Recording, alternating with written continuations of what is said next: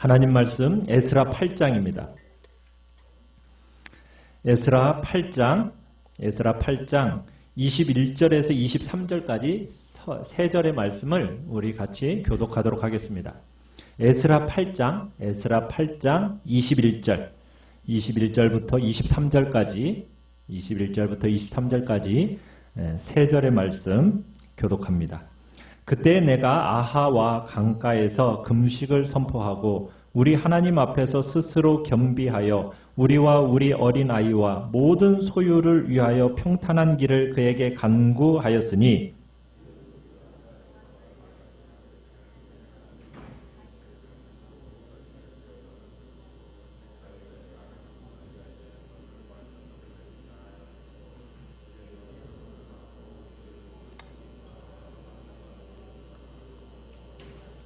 같이 읽습니다. 그러므로 우리가 이를 위하여 금식하며 우리 하나님께 간구하였더니 그의 응답하심을 입었느니라. 아멘. 오늘 말씀의 제목은 기도와 금식으로 준비한 두 번째 귀환이라는 제목으로 말씀을 나눕니다. 에스라가 앞으로 하게 될 중요한 사역, 그 중요한 사역은 뭐라고 말씀드렸습니까? 말씀을 통한 심령의 부흥입니다. 하나님의 말씀의 사람인 에스라, 이 에스라가 이스라엘의 제일 중요한 그 필요였던 말씀을 가지고 그 이스라엘의 영혼들을 기경시키고 그리고 하나님이 주시는 귀한 그 부흥을 경험하게 하는 굉장한 중요한 도구로서 이 에스라가 쓰임받게 된다는 얘기입니다. 그래서 에스라의 주된 사역은 뭐라고요? 말씀 사역이에요. 말씀 사역. 그 전에 1차 귀환하면서 1차 귀환이 했던 일은 뭐예요? 성전을 건축하는 일이었다면 이제 에스라의 사역은 뭡니까? 그 안에 있는 하나님의 백성들의 심령에 진리의 말씀으로 그들의 영혼을 부흥시키는 것. 그게 말씀 사역자로서 이제 에스라가 해야 될 일이라는 겁니다. 자, 그런데 에스라의 사역은 단지 성경을 가르치는 것에만 국한되지 않습니다. 오늘 우리가 본문을 간략간략하게 다루면서 에스라가 이스라엘을 말씀으로 뿐만 아니라 에스라의 그 귀한 과정의 모습을 보면서 오늘날 우리 하나님의 몸된 교회가 어떻게 세워지고 어떻게 지어져 가야 하는지를 우리가 한번 살펴보고자 합니다. 자, 에스라가 이제 두 번째 무리들을 데리고 예루살렘으로 올라오는데 첫 번째 무리들이 올라왔을 때는 고레스 칙령에 의해서 그죠? 고레스 칙령을 통해서 그런 일이 가능했다면 이 두 번째 에스라와 함께 올라오는 무리들은 아닥사스다의 조서를 통해서 그 일을 출발합니다. 자, 우리 7장 11절부터 보시면요. 7장 11절부터 24절까지의 내용이 누구의 이야기냐면 아닥사스다의 조서의 내용이에요. 자, 그 중에 13절을 보시면은 13절에 7장 13절에 조서를 내리노니 누가 조서를 내렸다는 얘기예요? 아닥사스다 왕이 조서를 내리노니 우리나라에 있는 이스라엘 백성과 그들 제사장들과 레위 사람들 중에 예루살렘으로 올라갈 뜻이 있는 자는 누구든지 너와 함께 올라갈지어다. 자, 그러면서 지금 두 번째도 첫 번째와 같이 지금 올라가라고 하는데 누구 보고 누가 올라가는 겁니까? 강제적으로 올라가는 겁니까? 자원하는 사람이 올라가는 겁니까? 그죠? 올라갈 뜻이 있는 자원자들이 올라가는 거예요. 그러니까 자원하는 사람이라면 누구든지 이제 예루살렘으로 올라갈 수가 있는 겁니다. 자, 14절로 가보시면은 14절에는 자, 에스라가 올라갈 수 있도록 허락을 한 기구가 나옵니다. 자, 누가 이 허락을 했어요? 14절에 보니까 왕과 일곱 자문관의 보냄을 받았다. 이렇게 표현하고 있어요. 그러니까 왕과 일곱 자문관이라고 하면 그 당시 바사, 페르시아의 최고 의결기구인 거죠. 그러니까 바사의 최고 의결기구의 허락을 받은 거예요. 그러니 굉장한 권세죠. 그렇지 않습니까?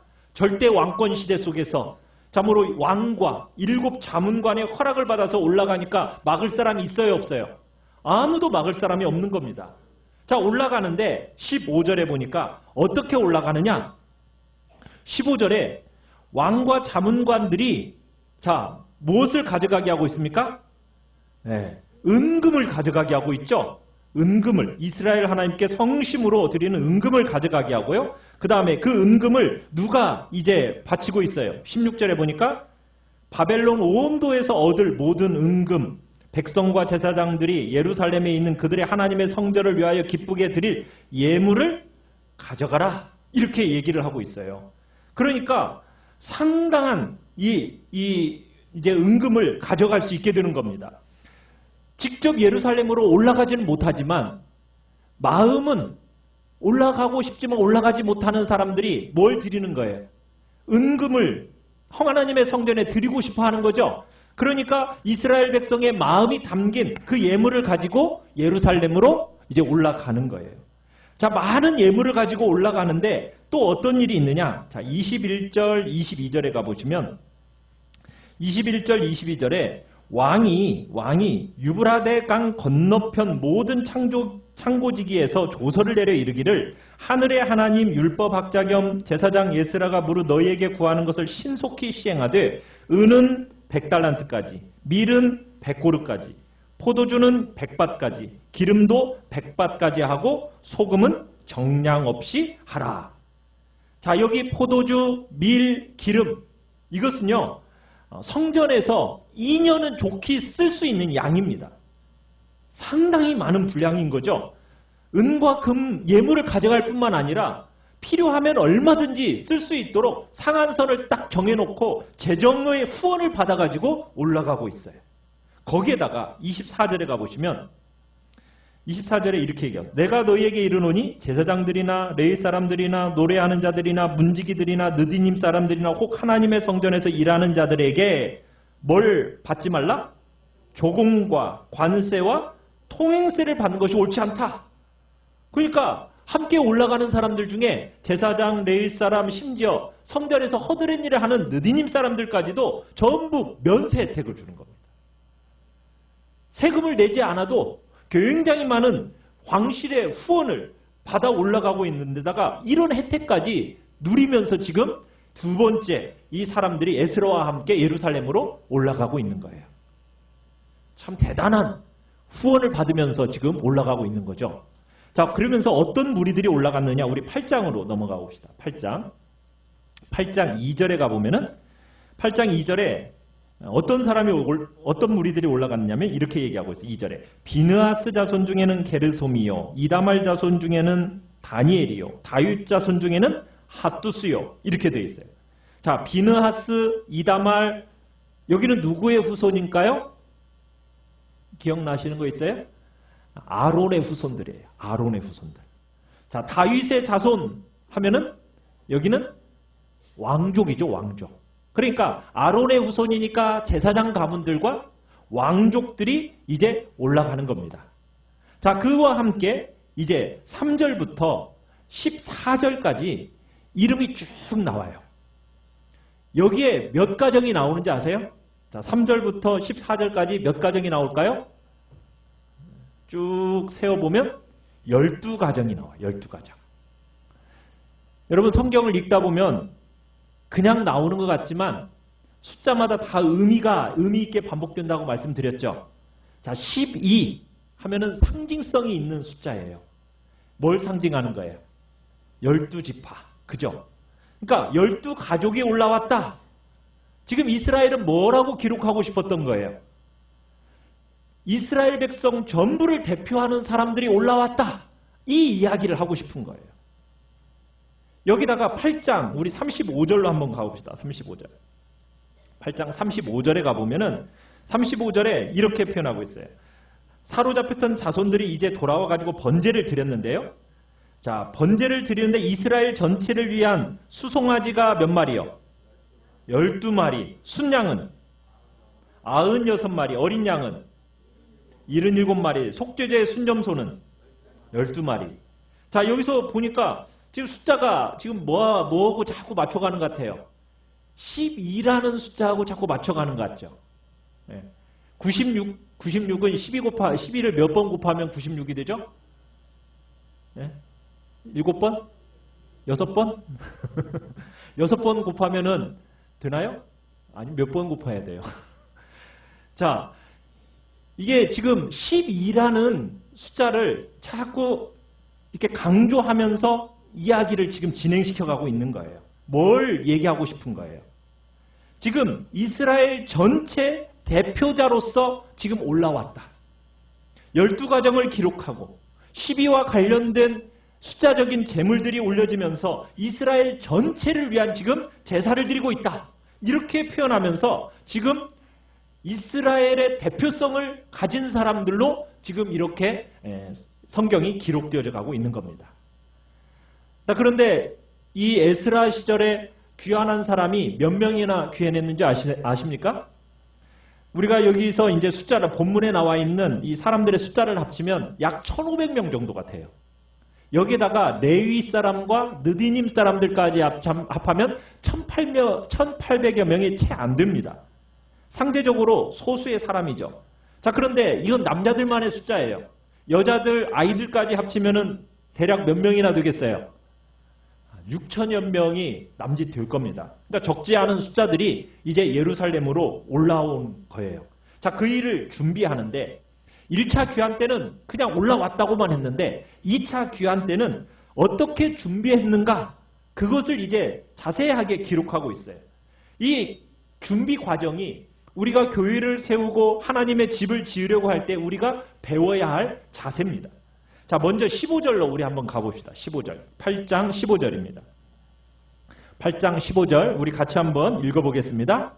시작. 내가 무리를 아하와로 흐르는 강가에 모으고 거기서 3일 동안 장막에 머물며 백성과 제사장들을 살핀즉 그 중에 레위 자손이 한 사람도 없는지라. 자, 여기 지금 바벨론에서부터 예루살렘까지 약 1,500km가 됩니다. 자, 1,500km를 가야 되는데 그 당시 교통수단이 정말 열악하잖아요. 자, 그런 교통수단으로 얼마나 걸리겠어요? 약 넉 달 가까이 걸리는 거리예요.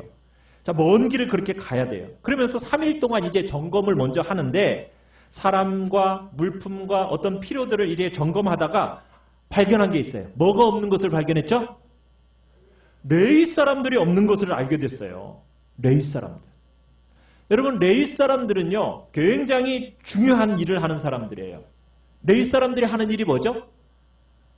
성물을 옮기는 일을 하는 사람이 레위 지파 사람들이 하는 일입니다. 자, 그런데 아까 왕과 그 자문관들이 금잔, 놋잔, 읍그릇 이거 성전에 쓰라고 이게 지금 줬단 말이에요. 성전을 위해서 하나님께 드려진 예물들이에요. 그러면 그걸 누가 옮겨야 돼요? 레위 지파 사람들이 옮겨야 돼요. 레위 지파 사람들만 옮길 수가 있단 말이에요. 그런데 레위 지파 사람들이 지금 있어요, 없어요? 없어요. 거기다가 이 레위 지파 사람들은 에스라 이 부흥의 핵심적인 자원들입니다. 이 레위 사람들이 하는 역할이 뭐냐면 앞에서 나중에 에스라가 성경을 읽잖아요. 그러면은 백성들이 이 말씀을 잘 못 깨달아라. 그러면은 누가? 레위 사람들이 그 옆에서 같이 있다가 그 말씀을 자세히 이해할 수 있도록 해석해주는 일. 그 사역을 감당하는 핵심적인 일꾼들이 누구예요? 레위 사람들이었던 거예요. 그리고 레위 사람들이 아주 중요한 역할을 하는데 레위 사람이 지금 있어요, 없어요?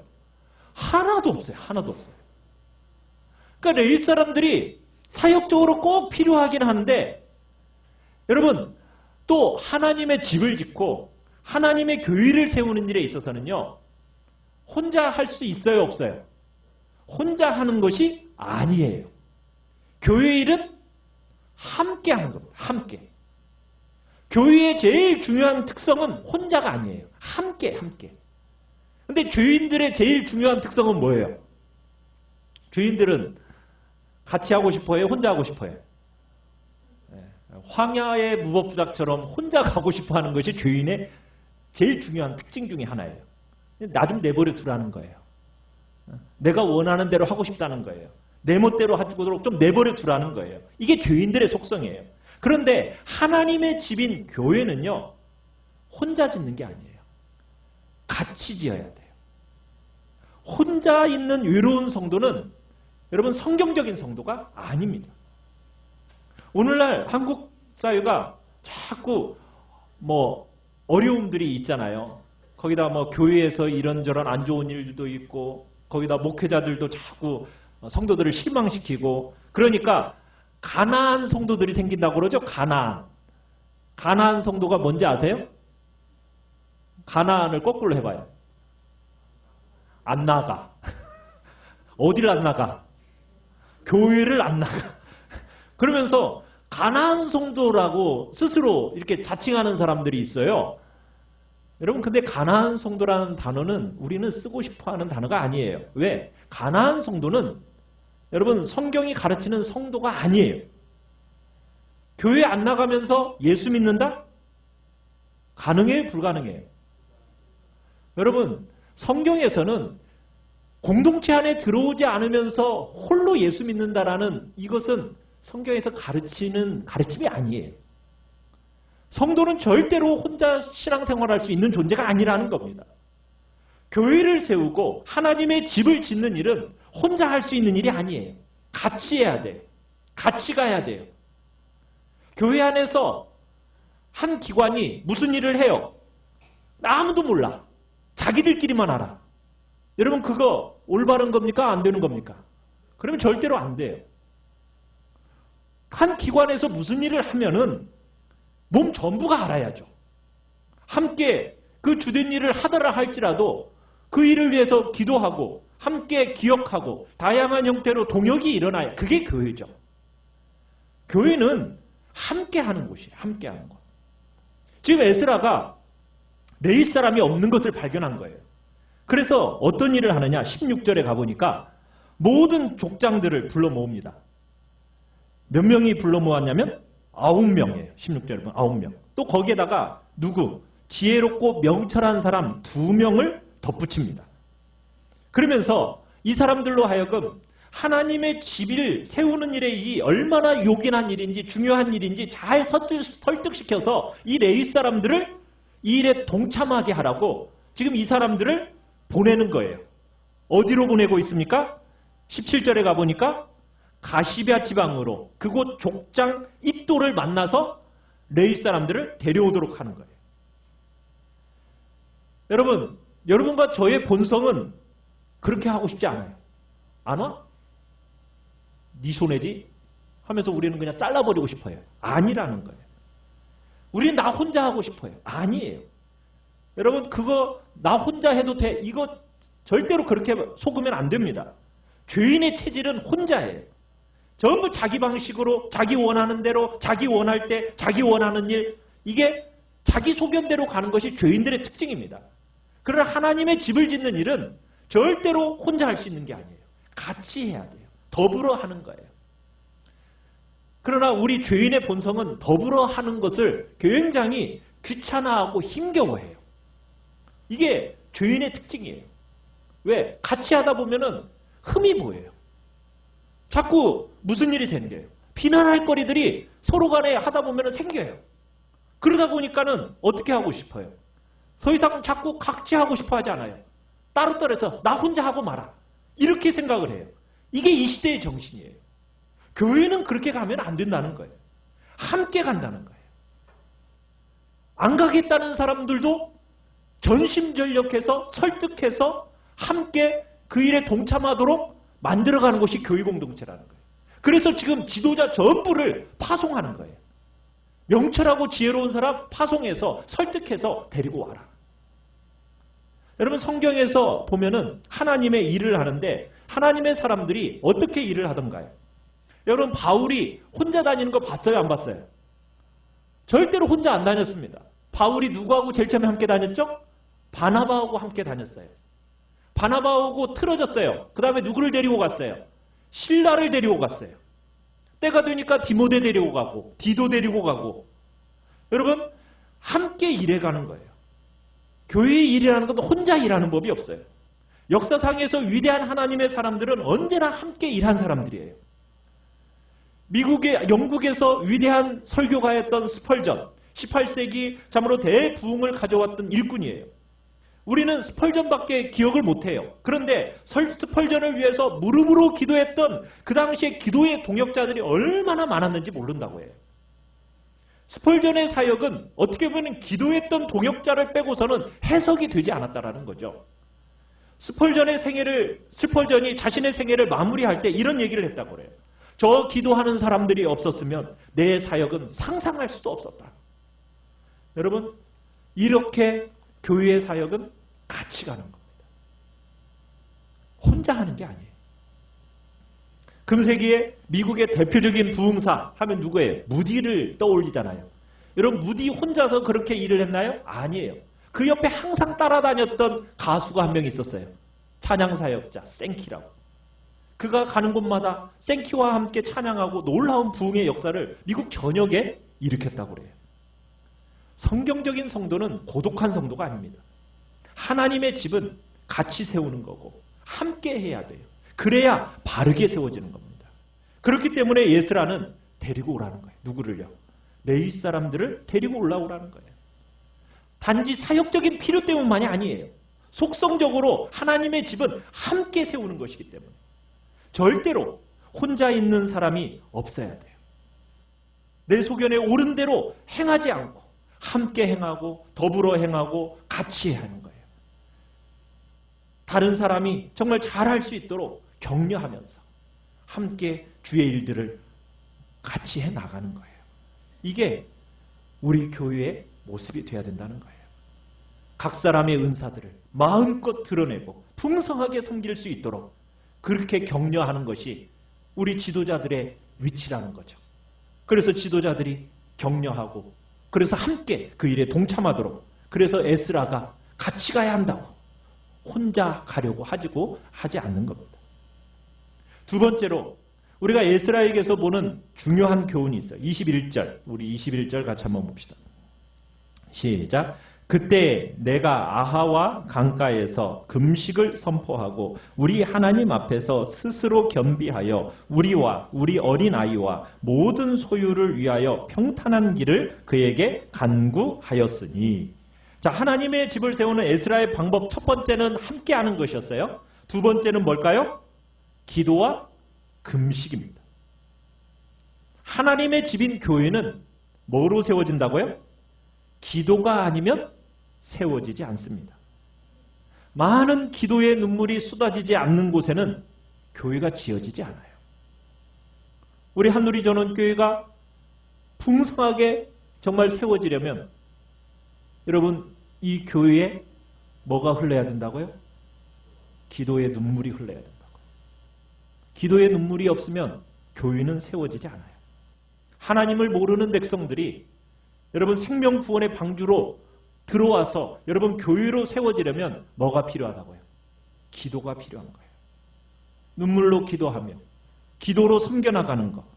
여러분 그것이 교회를 섬기는 거고 하나님의 교회를 섬기는 너무너무 중요한 핵심 중에 핵심이라는 거예요.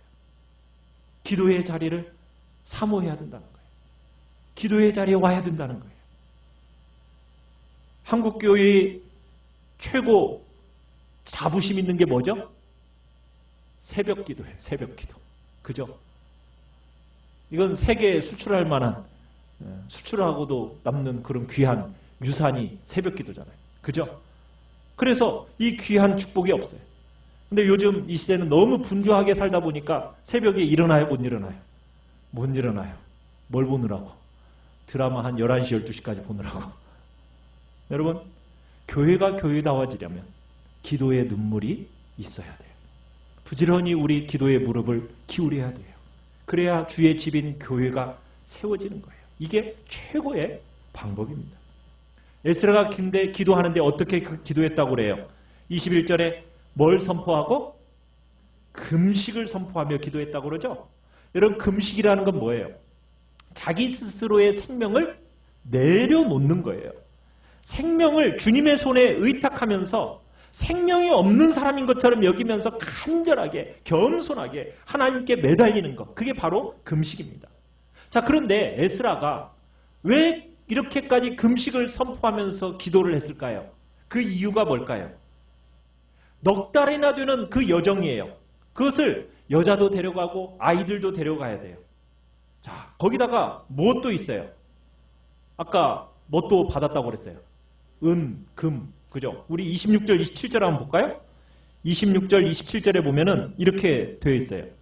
내가 달아서 그들의 손에 준 것은 은이 650달란트요. 은그릇이 100달란트요. 금이 100달란트며 또 금잔이 20개라. 그 무게는 1000다리기요. 또 아름답고 빛나 금같이 보배로운 녹그릇이 2개라. 이 단위들이 우리가 익숙하지 않으니까 뭐 이게 얼마인지 뭐 얼마나 될까 이렇게 생각할 수 있지 모르지만 여러분 그 전문 학자들이 이 본문을 보면서 너무 과장되었다 이렇게 표현할 정도로 여러분 어마어마한 분량입니다. 지금 금 100달란트, 은 650달란트 이거 어마어마한 분량이에요. 그 많은 보석을 가지고 여자들 데리고 어린애들 데리고 몇 명이나 되는 사람이 약 6천여 명이나 되는 사람들이 가야 되는데 뭐도 없이 가느냐? 마병도 없이 보병도 없이 그렇게 가야 된다는 거예요. 지켜주는 군대 없이 그렇게 가야 되는 거예요. 여러분 그러니 긴장이 돼야 안 돼요. 에스라의 영혼이 얼마나 긴장했겠어요. 그래서 하나님 앞에 깨어 기도하는 거예요. 그런데 왜 아닥사스다 왕에게 이 마병과 보병을 지금 요청하지 않고 그냥 그것 없이 가야만 했을까요? 우리 22절 한번 읽어봅시다.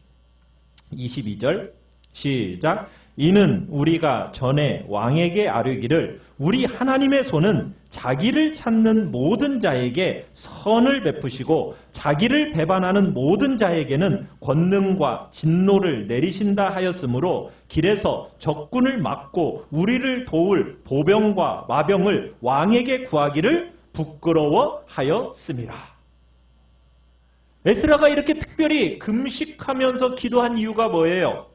에스라가 왕 앞에서 늘 말하던 게 있대요. 뭐라고 말했대요?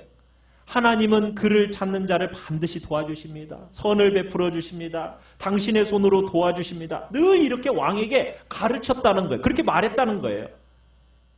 그러다 보니까 지금 노약자들 데리고 또 많은 보물을 가지고 넉 달이나 가야 되는데 마병이 필요합니다. 보병이 필요합니다. 말하기가 부끄러웠다는 거예요. 말할 수가 없었다는 거예요. 왜? 하나님의 평판에 누가 될까 두려워서.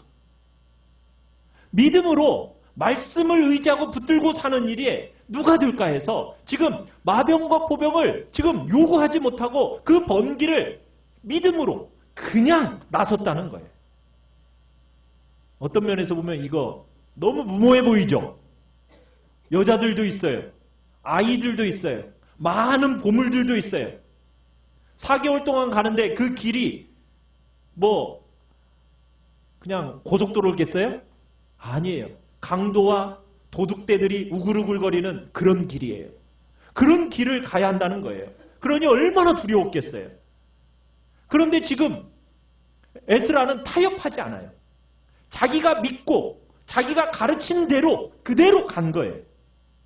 왕에게 자기가 나누었던 그 신앙의 고백대로 하나님의 평판을 그것을 붙들고 믿는 바를 의지하면서 왕에게 절대로 보병과 마병을 요구하지 않고 오히려 뭐 하면서 금식을 선포하면서 하나님을 의지하면서 그러면서 그렇게 결심하고 먼 여정을 떠난 거예요. 갈 수 있겠습니까? 여러분, 에스라와 같이 여러분들도 이런 걸음 뛸 때가 있어요. 그럼 뛰셔야 돼요. 때로 우리의 삶에 너무나 무모해 보이는 걸음들이 있습니다.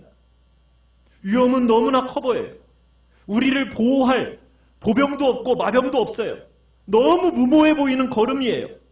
어린아이도 있고 노인들도 있고 여자들도 있고 이렇게 많은 보물도 가지고 있는데 도둑과 강도들이 우글우글거리는 그 길을 그냥 간다? 이건 너무 무모해 보이는데 하나님을 믿고 그 걸음을 내딛고 있는 거예요. 여러분과 저의 삶에 그런 순간 있어요. 절대로 잊지 마세요. 우리가 하나님의 평판과 하나님의 영광의 이름을 위해서 그 이름의 영광을 위해서 여러분 믿음으로 생명을 걸어야 하는 그 순간이 있어요. 내가 고백했고 내가 나누었던 그 말을 따라서 살아내기 위해서 때로는 무모해 보여도 여러분 금식하고 기도하면서 하나님이 원하는 걸음 딱 걸어야 하는 순간이 있어요. 그때 여러분 용기를 가지고 믿음으로 벼랑 끝까지라도 가서 딱 서는 그런 용기 가지시길 바라요. 그러나 오늘 현대인의 성도들의 모습은 그렇지가 못해요. 믿음으로 살기를 원한다고 말은 하지요. 그러나 믿음으로 사는 길에서 뭘 포기하려고 하지 않아요? 안전, 나를 위한 보장, 이거 포기하려고 하질 않아요. 뭐가 예측 가능해야만이 간다는 거예요. 예측 가능성, 이걸 내려놓으려고 하지 않아요. 하나님을 신뢰하면서 살아가는 그 믿음의 삶에 여러분 예측 가능한 미래, 안전하고 문제없음, 여러분 이런 길만이 여러분 믿음의 길이 아니잖아요. 믿음의 길이라는 건 뭡니까? 에스라처럼 때로는 너무 무모해 보이고 아무것도 보장되어 있지 않은 그 길을 하나님 때문에 믿음으로 걸음을 걸어야 하는 순간에 우리 발걸음을 내딛는 거예요. 그게 진정 믿음인 거예요. 그런 순간에 용기를 가지고 하나님 앞에 딱 맡기고 걸음 걷는 거 주저하지 마시고 여러분 걸어가십시오. 너무나 쉽게 사람들이 타협만 하고 있어요. 값을 지불해야 하는 순간에 주저하면서 지불하기를 두려워해요. 우리 그러지 말아야 돼요. 하나님을 믿는 믿음 때문에 보장된 길을 벗어나는 거 여러분 두려워하지 마십시오. 여러분 그렇게 어떻게 보면 무모해 보이는 그 믿음의 길을 신실하게 갔을 때 보장되어 있는 보병과 마병을 따라가는 길을 선택하지 않고 그 믿음으로 그 길을 갔을 때 여러분 어떻게 해야 됩니까? 더 안전한 길이 있다라는 거예요. 결국 31절 우리 같이 한번 읽어봅시다. 31절 읽겠습니다. 시작. 첫째 달 12일에 우리가 아하와 강을 떠나 예루살렘으로 갈새 우리 하나님의 손이 우리를 도우사 대적과 길에 매복한 자의 손에서 건지신지라. 아멘. 마병도 없이 보병도 없이 떠나갔습니다. 그런데 하나님의 손이 도왔다 고백하고 있어요. 주저하지 않고 믿음의 길을 선택할 때 떠날 때 보장된 길이 전부가 아닙니다. 두려움에 사로잡히고 좌절하고 염려하고 정말 자신 없었던 순간들이 있었지만 여러분 믿음으로 그 가는 길 여러분 돌아보면 한치의 오차도 없이 하나님이 우리를 얼마나 가장 복되고 선하고 가장 안전하고 보장된 길로 인도하셨음 여러분 보이지 않으십니까? 우리 그런 믿음의 길을 용기 있게 선택하며 걸어가시길 바랍니다. 눈에 보이지 않지만 보병과 마병과 비교할 수 없는 안전이 그 길에 반드시 있는 줄 믿고 걸어가시길 바라요. 세 번째, 하나님의 집을 세우는 데 있어서 우리가 해야 할 중요한 일, 첫 번째로는 남들과 함께 하는 거라고 그랬어요. 두 번째로는 용기를 가지고 믿음 때문에 벼랑 끝이라도 걸음을 내딛는 그런 때가 있으면 또 무엇이 있느냐? 24절을 보겠습니다. 24절. 자, 24절을 보시면은 24절, 25절에 이렇게 되어 있어요. 그때에 내가 제사장의 우두머리들 중 12명 곧 세레비아와 하사비아와 그의 형제 10명을 따로 세우고 그들에게 왕과 모사들과 방백들과 또 그곳에 있는 이스라엘 무리가 우리 하나님의 성전을 위하여 드린 은과 금과 그릇들을 달아서 주었으니. 자, 여러분 이게 무슨 말일까요? 많은 은그릇 그릇 지금 잔들이 들어왔어요. 자, 이걸 누가 관리하고 있죠? 에스라가 관리하나요? 아니죠. 12명의 제사장들을 세워서 그들로 하여금 관리하게 합니다. 물론 하나님의 성물이니까 제사장들이 관리해야 되는 거 당연하겠죠. 그런데요. 여기서 중요한 게 뭐냐면 투명성과 객관성입니다. 여러분 투명성과 객관성이라는 것이 이 교회 공동체 안에서 굉장히 중요해요. 오늘날 얼마나 많은 사람들이 교회 생활하면서 여러분 재정 때문에 시험 드는 일 참 많이 있죠. 교회마다 재정 문제 때문에 많은 성도들이 식족하고 넘어지는 일들이 요즘 얼마나 많이 생기는 거 보고 있습니까? 하나님의 집을 세우고 하나님의 교회를 세울 때요. 하나님의 일을 할 때 여러분 꼭 필요한 지혜가 뭔지 아십니까? 객관성과 투명성이에요. 한국 사회는 관계를 굉장히 중요하게 여겨요. 그래서 자기 주변에 있는 사람들만 중요하게 여깁니다. 그리고 그 사람들에게 자꾸 뭘 맡겨요. 그 사람도 누구 마음 같으려니, 내 마음 같으려니 하면서 그런 사람이 내 마음도 알아주려니 하면서 객관성, 투명성을 무시하면서 그냥 주의 일을 하려고 합니다. 그러면서 뭐라고 얘기하냐면 하나님이 오른손이 하는 거 왼손도 모르게 하라고 했잖아. 안 알아주면 어때? 내가 때가 되면 다 알아지겠지 뭐. 여러분, 하나님만 알아주면 된다라고 하면서 교회 일을 하면 돼요, 안 돼요? 안 돼요. 하나님만 알아주시는 일은 따로 있어요. 어떤 일을 할 때 하나님만 알아주시면 돼요? 내가 누군가에게 구제할 때, 선한 일을 할 때, 누군가를 도울 때, 이런 때는 절대로 나팔불명하면 안 돼요. 그건 하나님만 알아주시면 되는 일이에요. 그런데 누군가와 함께 하나님의 교회를 세우는 일을 할 때에는요, 너무나 중요한 일 중에 하나가 뭐냐면 객관성과 투명성이 담보가 돼야 된다는 거예요. 우리가 사도행전에 가보면 예루살렘 교회에 기근이 일어났어요. 먹고 사는 것이 너무 어려워지니까 바울이 선교한 교회의 그 지역에서 헌금을 모아가지고 헌금을 보내줍니다. 자, 그런데 그 헌금을 바울 혼자 가지고 옵니까? 다른 사람들과 함께 옵니까? 그렇죠. 10명이 넘는 많은 사람들을 데리고서 예루살렘 교회까지 와요. 고린도 교회에 지금 돈을 모아오는데 그들에게 이런 말을 쓰고 있어요. 이렇게 고백을 해요. 고린도후서 8장 20절로 21절에 이것을 조심함은 우리가 맡은 이 거액의 연보에 대하여 아무도 우리를 비방하지 못하게 하려 함이니 이는 우리가 주 앞에서뿐 아니라 사람 앞에서도 선한 일에 조심하려 함이라. 하나님 앞에서도 또 누구 앞에서도? 사람 앞에서도.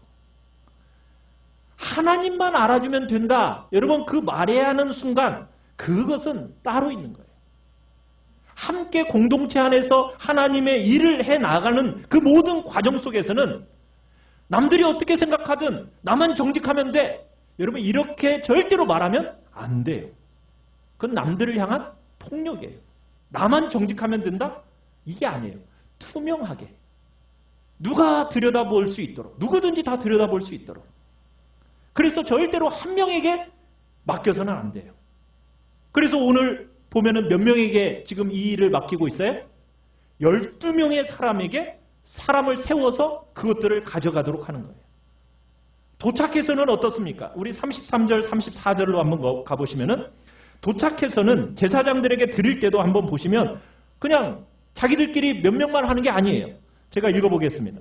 33, 34절에 제4일에 우리 하나님의 성전에서 은과 금과 그릇을 달아서 제사장 우리아의 아들 무레못의 손에 넘기니 비느하스의 아들 엘르아살과 레위 사람 예수아의 아들 요사밧과 빈누의 아들 노아디아가 함께 있어 모든 것을 다 세고 달아보고 그 무게의 총량을 그때에 기록하였느니라.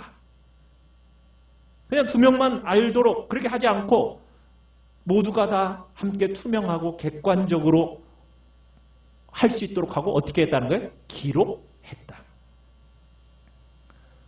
오늘날 한국교회가 이 객관성과 투명성이 무시되는 바람에 여러분 이런 어려운 일들이 많이 일어나요. 몇 명만 딱 알고 몰라요. 그리고 사람들이 마음을 알아주든 알아주지 않든 하나님이 알아주시면 되고 나만 깨끗하면 된다. 여러분 그건 하나님의 교회의 일을 함에 있어서의 올바른 신앙생활이 아니라는 거예요. 누군가와 함께 주님의 몸을 세워나가려면 정당하고 바른 일을 하나님 앞에서만이 아니라는 거예요. 누구 앞에서도 사람 앞에서도 조심해야 된다. 내 마음만 올바르면 된다라는 것은 하나님 앞에서의 모습이 아니라는 거예요. 마음이 아무리 옳더라도 모든 주의 일을 함에 있어서 중요성은 객관성과 투명성이 함께 일하지 않으면 함께 무너져요. 이게 지금 오늘날 한국교회에서 일어나는 대형교회에서 정말 많은 무너짐의 일들이 그렇게 해서 일어나는 거예요. 얼마나 많은 사람들이 하나님의 일을 하면서 실족하는지 몰라요. 기독교는 남을 배려하는 겁니다. 다른 사람의 양심을 소중하게 여기는 거예요. 내 양심만 소중한 게 아니에요. 다른 사람의 양심도 소중하게 여겨서 객관성과 투명성을 담보하면서 우리 하나님의 일을 해나가야 돼요. 하나님의 집은 그렇게 세워져 간다는 거예요. 하나님의 교회, 주님의 몸 어떻게 세워갑니까? 함께 해야 됩니다. 독불장군처럼 혼자서 여러분 그렇게 가는 교회가 아닙니다. 함께, 같이. 나만 정당하면 관계없다. 여러분 그렇게 하면 안 됩니다. 객관성과 투명성을 담보하면서 더불어 함께 일을 해나가는 겁니다. 일을 할 때 하나님이 기뻐하신다. 그렇게 싶으면은 주저하지 마시고 벼랑 끝에 서는 용기를 가지고 여러분 금식과 기도로 하나님만 의지하면서 하나님 한번 딱 붙들고 믿음의 걸음을 나서시길 바래요. 그렇게 하나님의 집은 지어져 가는 겁니다. 우리의 교회도 그런 복된 교회로서 아름답게 세워져서 정말 복된 영광이 우리와 여러분 사이에 충만하게 나타나기를 간절히 바랍니다. 우리 시간 같이